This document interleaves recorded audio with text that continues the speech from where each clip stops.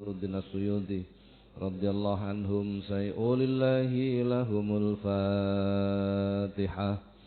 أعوذ بالله من الشيطان الرجيم.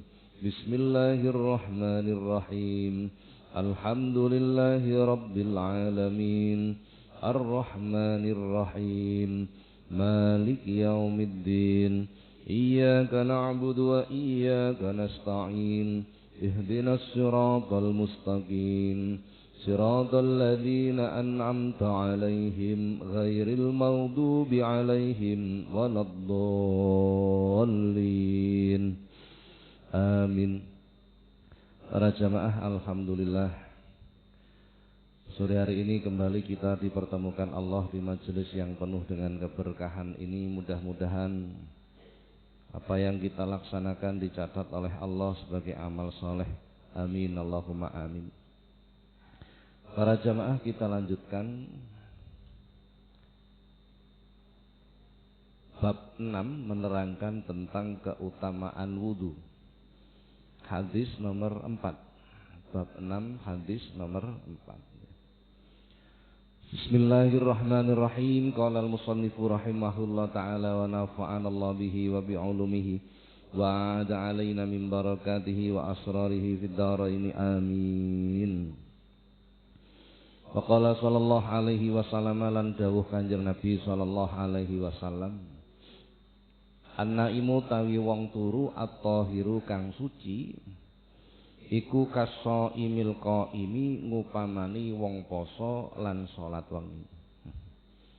Hadis ini menyenangkan. Di agama itu basyira wa nadhira. Isinya berita gembira dan berita yang menakut-nakuti. Jadi ini harus balan, harus seimbang. Jadi kita itu harus tahu mana-mana yang berita gembira dan mana-mana berita yang menakut-nakuti. Hadis ini menunjukkan orang yang tidur dalam keadaan suci itu sama halnya orang yang berpuasa di siang hari dan melakukan sholat di malam hari. Jadi penak nih, sampai turu wae. Dengan catatan tidurnya dalam keadaan suci. Jadi catatannya itu, turunnya dalam keadaan suci. Nah, tidur dalam keadaan suci, keterangan yang kemarin itu ada arkanul wudu, rukunnya wudu, ada isbahul wudu, menyempurnakan wudu. Nah, kita harus berupaya bagaimana wudu kita agar sempurna. Kemudian tidurnya itu juga harus sesuai dengan aturan. Di depan hadis bab pertama itu kan diterangkan, Rasulullah menyampaikan naumul alim khairum min ibadatil jahil. Tidurnya orang alim itu lebih baik daripada ibadahnya orang bodoh. Kan begitu hadis di bab yang pertama itu. Karena tidurnya orang alim itu tetap disertai ilmu. Adapun orang bodoh yang melakukan ibadah, ibadahnya tidak disertai ilmu, sehingga ibadahnya mardudatun la tuqbalu. Ibadahnya itu tidak diterima oleh Allah. Kan begitu keterangan kemarin. Sudah, itu contohnya seperti itu. Antara lain hadis yang menyebutkan yang sejalan dengan ini, bahwa orang yang tidur dalam keadaan suci itu seperti halnya orang yang berpuasa di siang hari dan sholat di malam hari. Rasulullah mengatakan, idza namal abdu ala taharati urija bi ruhihi ilal arsy. Ketika seorang hamba tidur dalam keadaan suci, maka ruhnya itu oleh Allah diangkat di ars dan dicatat melakukan sholat sepanjang malam. Melakukan sholat sepanjang malam. Karena apa? Karena sudah suci. Yang disucikan itu dohirnya sampai dengan ruhaninya. Sehingga setan tidak berani mendekat karena dalam keadaan suci. Lah orang yang berwudu, wudu itu kan ada dalam isbagul wudu, ada gerakan-gerakan untuk menyempurnakan wudu, tapi juga ada doa-doa yang mengiringi wudu. Antara lain ketika kita membasuh kedua tangan, awal kali wudu, bukan niat wudu ya. Jadi doa wudu sama niat wudu itu beda. Kalau niat wudu ya nawaitul wudu'a itu dilakukan ketika membasuh wajah. Kalau doa macam-macam. Ketika mashu ba'dur ra'si, mengusap sebagian rambut kepala, kita disunahkan berdoa Allahumma harrim sa'ri wa basari 'alan nar. Itu doa wudu. Ketika membasuh kedua kaki kita berdoa Allahumma sabbit qadami 'alas sirat dan seterusnya. Itu doa-doa dan itu sunnah. Termasuk ketika akan memulai, kita diperintahkan membaca doa Bismillahirrahmanirrahim. Rabbi inni a'udzubika min hamazatis sayatin wa a'udzubika rabbi ayahdurun. Minta perlindungan kepada Allah dari godaan setan. Jadi begini para jamaah. Jadi iblis itu membagi keturunannya menjadi 9 golongan. Jadi iblis itu juga manajemen keorganisasiannya tertib gitu. Jadi anak cucu iblis itu dibagi menjadi 9 kelompok. Nah, ada kelompok yang disebut walhan. Itu khusus menggoda orang yang bersuci,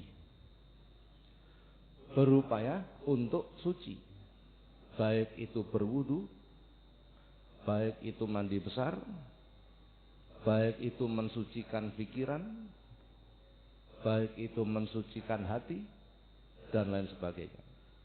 Ini diperintah mengganggu orang yang melakukan kegiatan untuk bersuci, karena mereka tahu, iblis dan rombongannya ini tahu bahwasanya innallaha yuhibbut tawwabina wa yuhibbul mutatahhirin. Allah itu mencintai orang yang tobat dan orang-orang yang bersuci.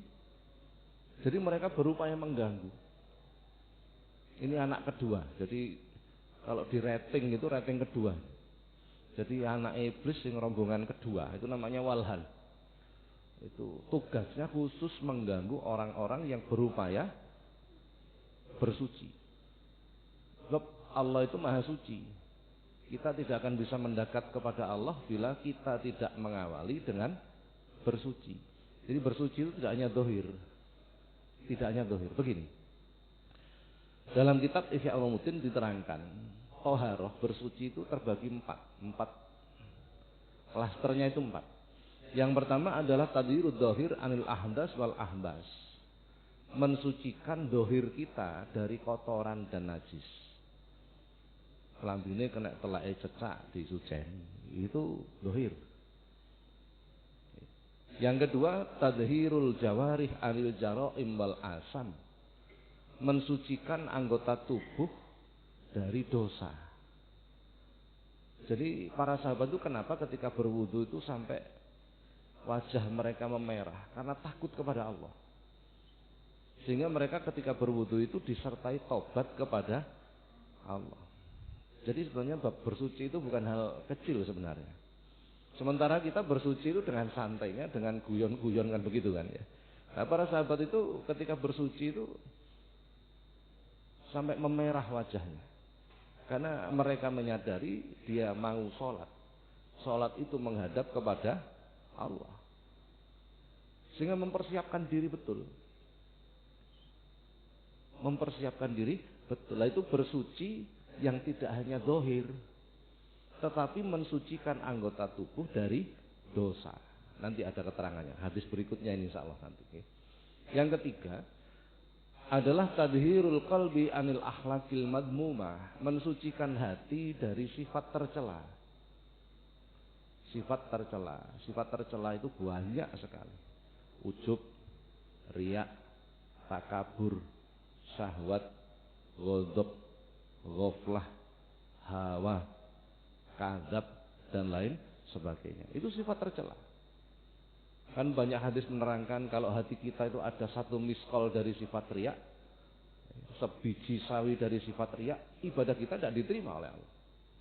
Banyak hadis yang mengatakan Kalau kita melakukan kegiatan disertai ujub, bangga diri, tidak diterima amal kita. Jadi kalau kita nggak membersihkan ini, maka setiap aktivitas kita pun tidak akan diterima oleh Allah.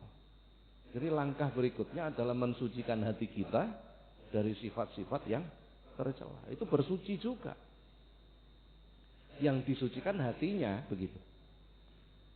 Sementara kita itu ketika sholat menghadap zat yang maha suci, lisan kita baca Bismillahirrahmanirrahim, Alhamdulillahi Rabbil Alamin, Ar-Rahmanirrahim. Pikiran kita kemana kira-kira? Nah, itu. Berarti hati dan pikiran kita belum suci. Belum suci. Maka dalam Quran disebutkan wa innaha lakabiratun illa 'alal khashi'in. Sesungguhnya sholat itu lakabiratun, menggunakan lam takkid dalam ilmu tata bahasa Arab itu. Sesungguhnya sholat itu sungguh amat sangat berat.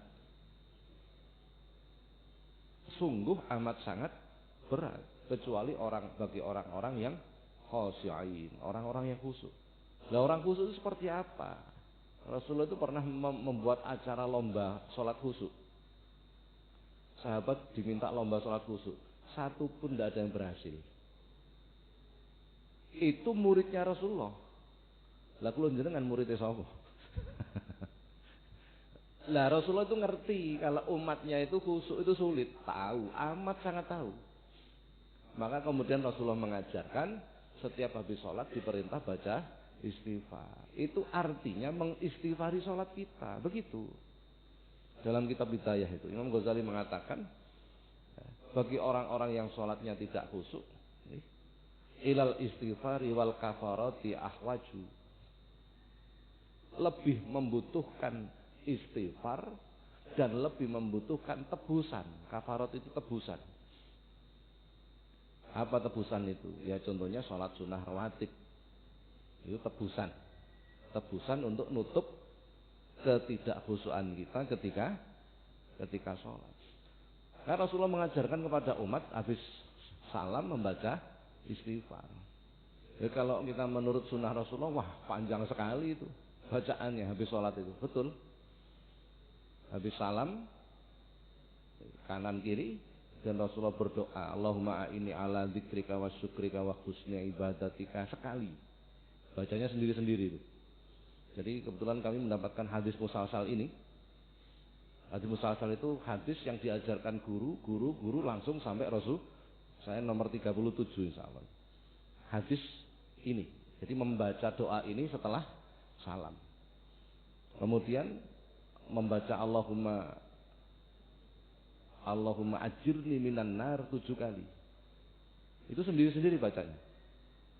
Baru kemudian membaca astaghfirullahaladzim alladzi la ilaha illa huwal hayyal qayyuma wa atubu ilaihi. Ini yang paling benar, redaksi yang paling benar menurut ilmu tata bahasa Arab. Kalau dibaca astaghfirullahaladzim alladzi la ilaha illa huwal hayyul qayyumu wa atubu ilaihi, boleh. Artinya boleh itu tidak salah, tapi bukan yang paling benar. Baca 3 kali.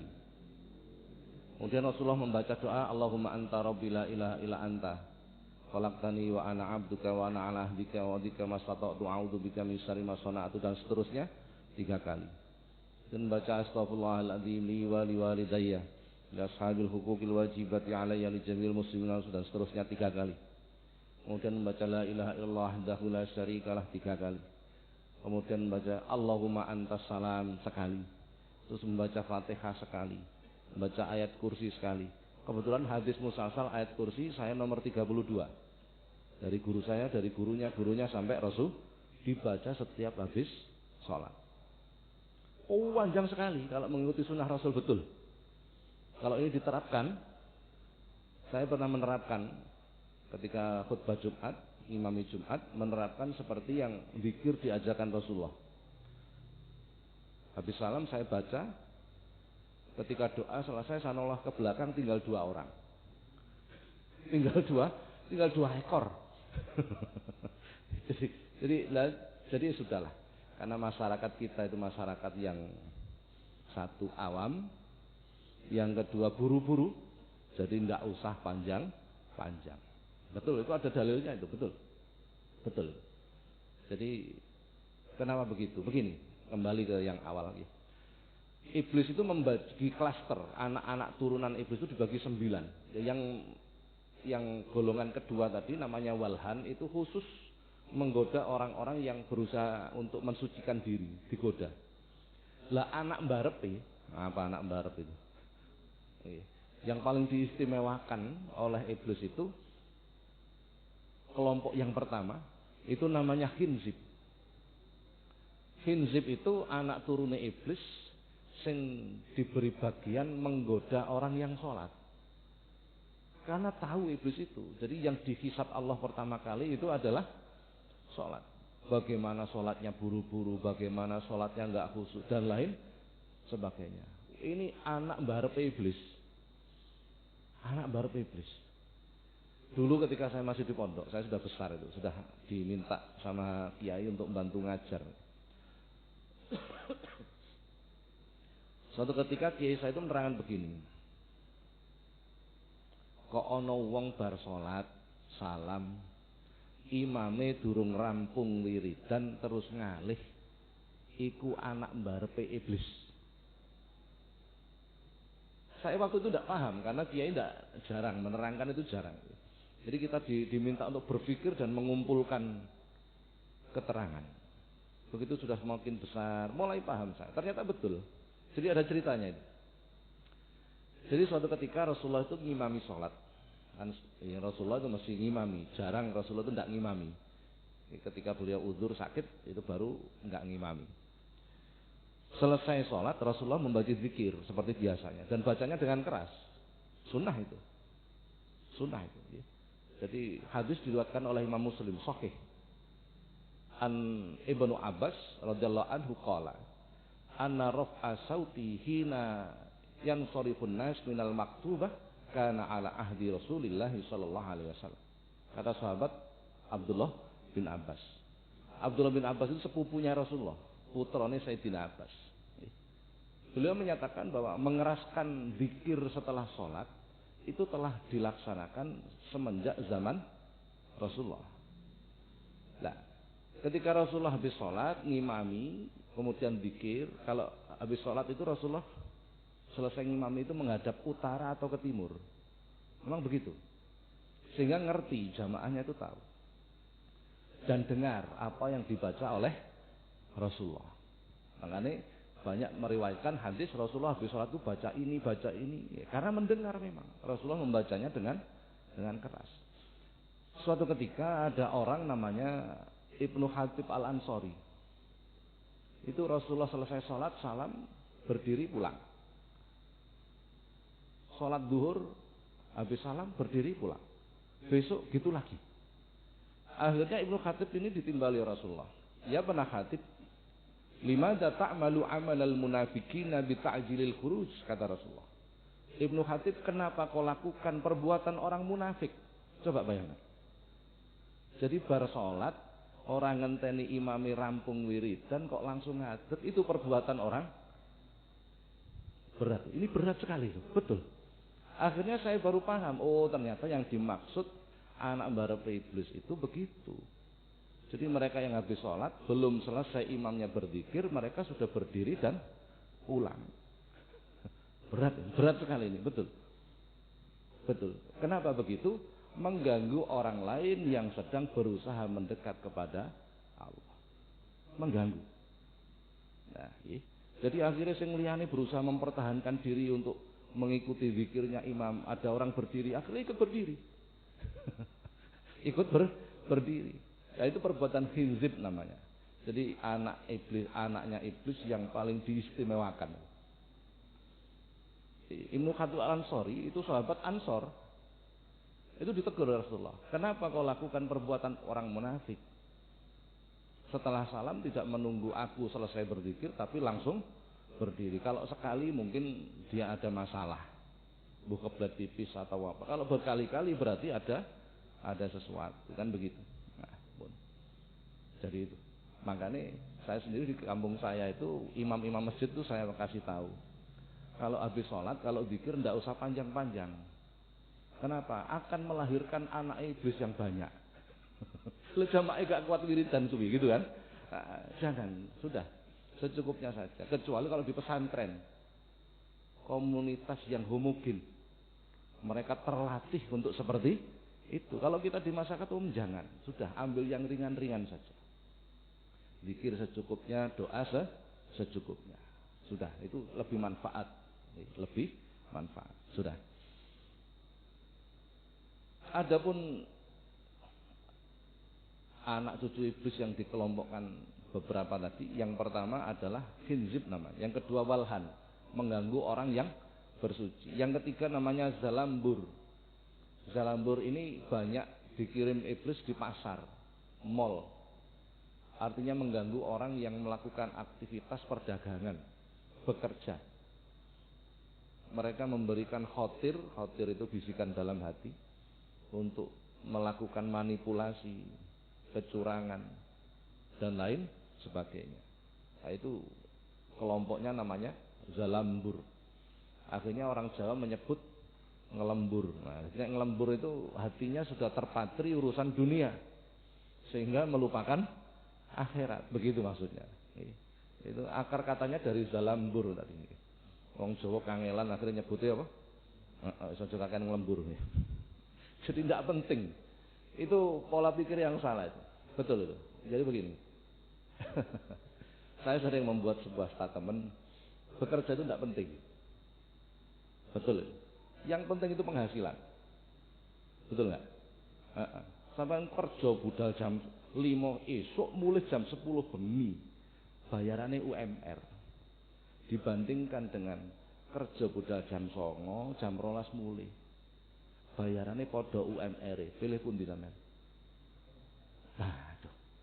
Jadi orientasi berpikir kita harus mulai berubah. Bagaimana efisiensi pekerjaannya maksimal dalam waktu yang minimal, hasilnya sehingga waktu kita bisa kita gunakan untuk memperbanyak ibadah kepada tujuannya itu, bukan malas, bukan malas. Sehingga kita bisa menjadi orang yang betul-betul jadi khalifah. Apa khalifah? Orang yang mengatur, bukan orang yang diatur. Lah ini yo. Saya membuat teman begitu, konco-konco ya kan ada yang pro kontra itu. Karpe ngoten, Pak. Karpe ngono, keadaannya tidak seperti lah. Artinya begini loh, kita mengupgrade diri kita sendiri. Bagaimana kita bisa menjadi seperti menciptakan peluang untuk memperbanyak ibadah. Piye carane nyambut gawe saulan kena digawe mangan setahun. Itu baru pikiran yang bagus. Betul toh? Kan ya, kan begitu cara berpikirnya harus begitu sudah.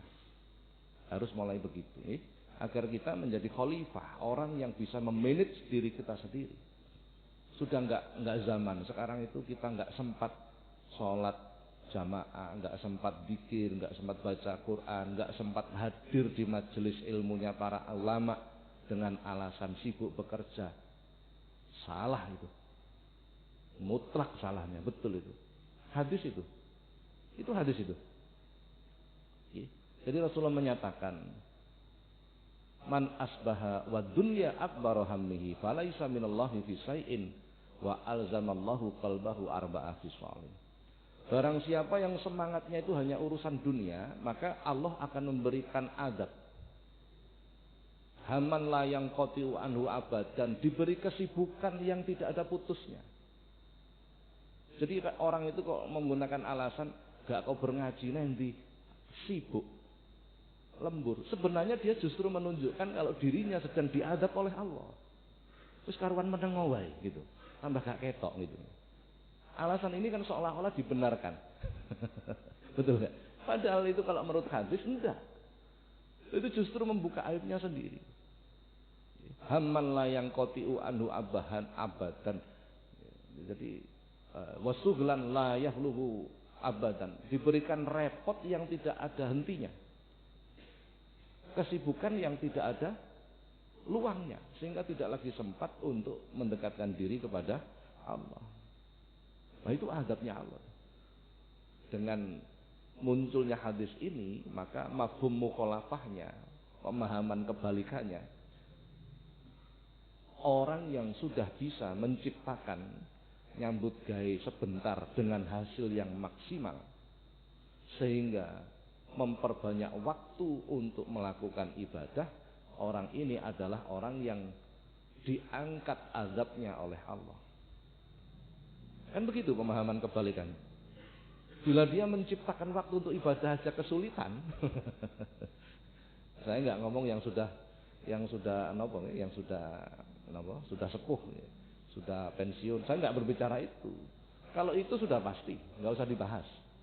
Bagi yang muda-muda yang punya semangat untuk kerja dan lain sebagainya, tapi terperosok dengan kegiatan seperti itu, sehingga melakukan kewajiban untuk hal yang berkaitan dengan ibadah, maka itu yang harus diperhatikan. Begitu. Saya tidak mengatakan gak usah kerja ojo, salah itu. Ya bagaimana meminit pekerjaan kita. Sudah. Anak iblis yang nomor 4 itu namanya awar.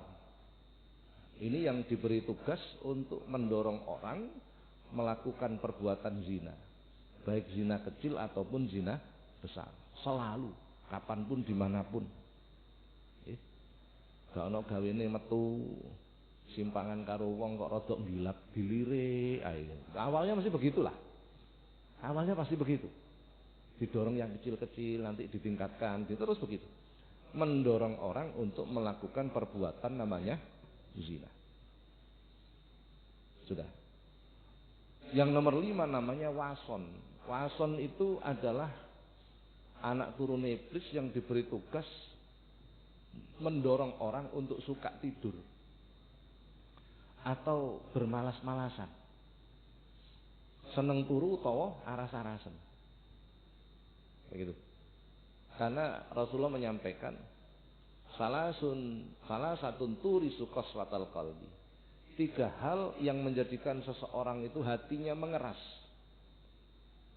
3 hal yang menjadikan seseorang hatinya keras sehingga tidak bisa dimasuki hidayah. Apa? Nomor 1, hubbun naum, seneng turu. Seneng turu, betul. Jadi para ahli ilmu, para ulama itu mengurangi tidur. Mengurangi tidur, betul. Karena orang yang mengurangi tidur, saharul layal bahasanya begitu. Melek bengi. Melek bengi. Bukan sholatul lail, bukan. Saharul lail, menghidupkan malam. Kalau sholatul lail itu ya sholat di malam hari. Banyak orang itu melakukan sholatul lail tapi tidak sahirul lail, tidak menghidupkan malam. Jadi para ulama itu kalau tidur ya jam 12 kurang lebih, nanti jam 2 sudah bangun, itu sahrul lail namanya. Kalau tidur jam 8 jam 2 bangun, itu sholat lail namanya. Sholat lail dilakukan tapi tidurnya banyak, tetap hatinya keras. Tetap hatinya keras, itu hadisnya. Jadi orang yang sahrul layal, menghidupkan malam itu gak ndelok bal-balan, bukan memperbanyak ibadah gitu maksudnya ya. Ndelok bal-balan akeh tunggale. Nilainya orang yang menghidupkan malam dengan orang yang berpuasa itu lebih tinggi orang yang menghidupkan malam. Lebih tinggi nilainya. Lebih tinggi nilainya. Begitu. Jadi yang menjadikan hati kita keras, yang pertama hubbun naum, yang kedua hubbur rohah, suka bersantai-santai. Nanti kok kesusu iki ini lo santai dhisik. Jadi Islam itu etos kerjanya tinggi, bukan berarti kita tidak boleh istirahat, bukan, bukan, tidak begitu. Jadi tahu, ngerti waktu, manajemen waktunya betul-betul tahu. Ini saatnya ibadah, ini saatnya bekerja, ini saatnya ngerumat anak bojo, ngerti. Ini saatnya berinteraksi sosial dengan tetangga, ngerti. Jadi ibadah itu jangan diasumsikan mung sholat, maca Quran, ngaji, tidak begitu. Kita juga harus interaksi sosial dengan tetangga. Coba Anda lihat itu hadisnya. Man kana yu'minu billahi wal yaumil akhir falyukrim jarahu. Memuliakan tetangga itu berhubungan dengan iman. Berarti kan berat ini. Memuliakan tetangga itu berkaitan dengan iman. Berat berarti. Amat sangat berat, kan begitu? Amat sangat berat, betul. Ya. Jadi itu harus kita lakukan juga. Jadi beragama itu tidak boleh kita pilih-pilih. Kalau dalam bahasa Al-Quran, udkhulu fis-silmi kafah, masuklah ke dalam Islam secara menyeluruh. Tidak boleh kita pilih sholat tok, nggak pakai poso Ramadan, tidak boleh. Nggak boleh kita pilih baca Quran saja, tapi nggak berbakti kepada orang tua, tidak boleh. Jadi harus semua masuk ke dalam Islam secara menyeluruh. Yang keenam, anak putune setan itu diberi kelompok namanya Tabar. Ini jenengan nek gaya anak ya sing hati-hati. Aja gaya anak jeneng Tabar, iku anak putune iblis kan begitu.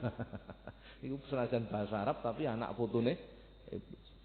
Ini adalah keturunan dari iblis yang diperintah mengganggu orang yang terkena musibah supaya mereka mengeluh, supaya mereka tidak bisa menerima ketetapan Allah. Hatinya didorong agar mereka itu melanggar batas-batas yang telah ditetapkan Allah. Wis awak loro, gak duwe duit, anak nakal pisan, wayah jatuh tempo bayar cicilan pisan, wis lengkaplah sudah penderitaan ini kira-kira.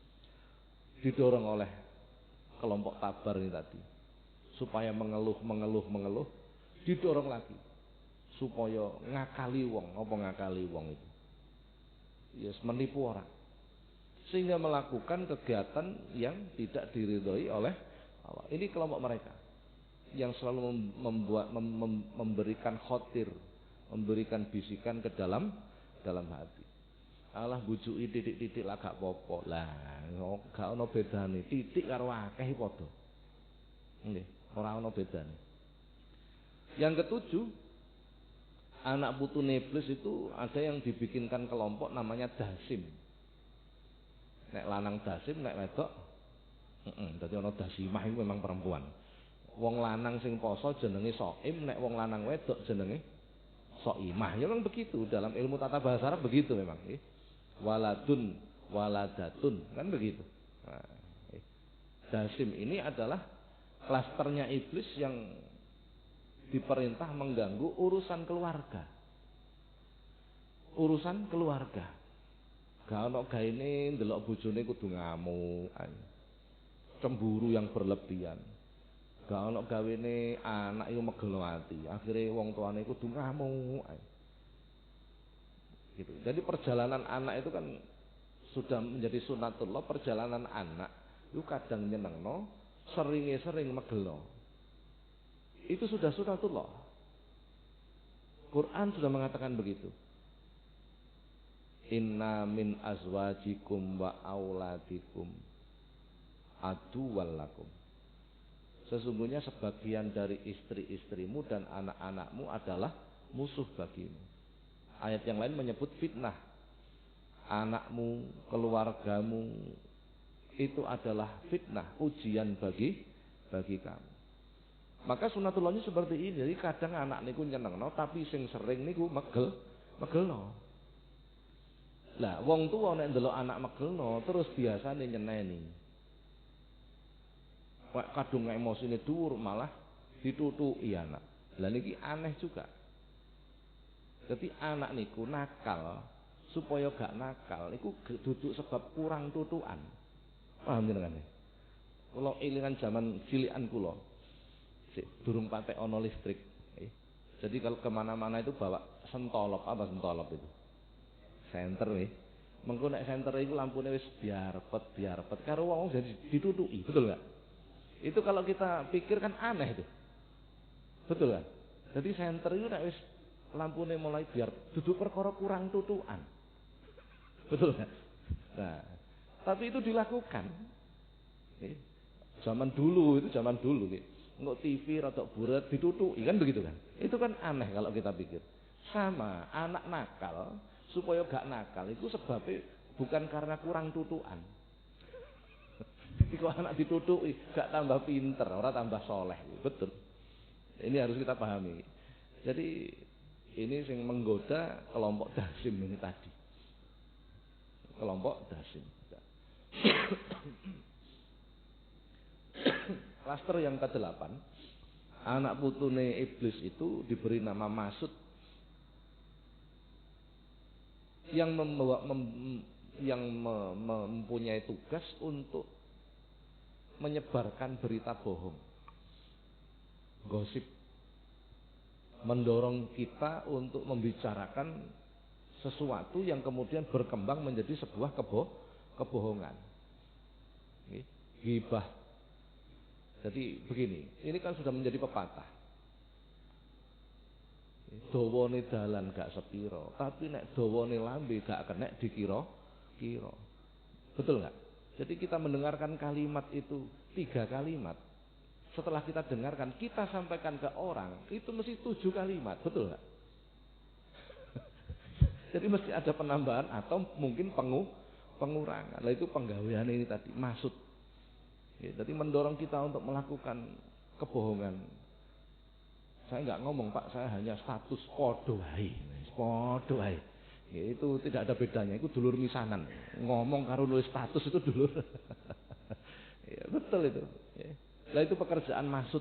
Akhirnya wong Jawa kangelan nyebut bahasa Arab maksud, akhirnya disebut kemesut. Apa kemesut? Ya sudahlah begitu ya. Jadi wakeh omongi gitu ya.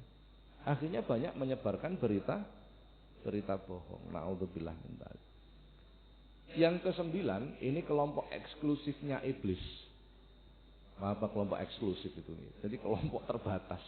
Jadi anak putune iblis yang memang sudah pakar, ahli, diambil dari penyaringan kelompok Masud, kelompok Wason, kelompok Dasim, itu yang sudah senior-senior, yang sudah pakar-pakar itu diambil, dikelompokkan di kelompok ke-9 ini namanya Abyab.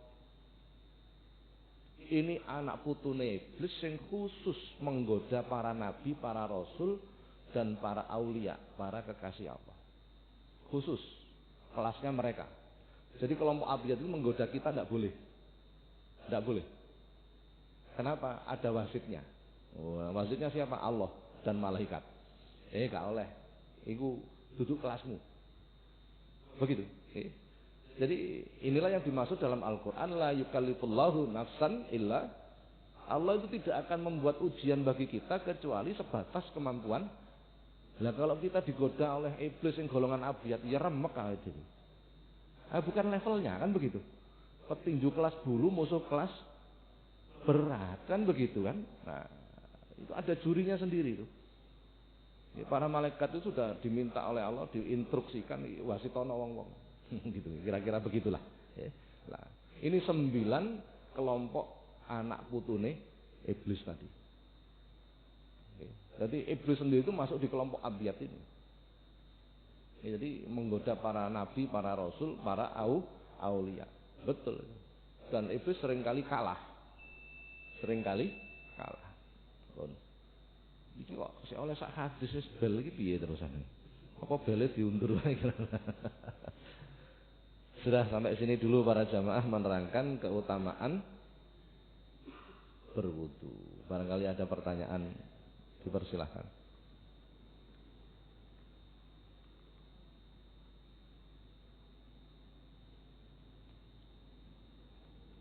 Halo, ada pertanyaan? Jadi ini menerangkan tentang keutamaan. Jadi kalau urusan fikihnya kemarin sudah kami sampaikan. Rukunnya wudu apa, sunnahnya wudu apa, isbagul wudu, menyempurnakan wudu seperti apa. Nah sekarang menerangkan tentang keutamaannya. Kita melakukan seperti ini, apa sih keutamaannya? Nah ini pahala yang kita dapatkan seperti apa, itu kita terangkan. Ada yang tanyakan? Nah, fadilah itu biasanya tidak ada pertanyaan, tapi kalau fikih itu biasanya ada pertanyaan. Sampun. Itu dulu, mudah-mudahan manfaat. Al-Fatihah.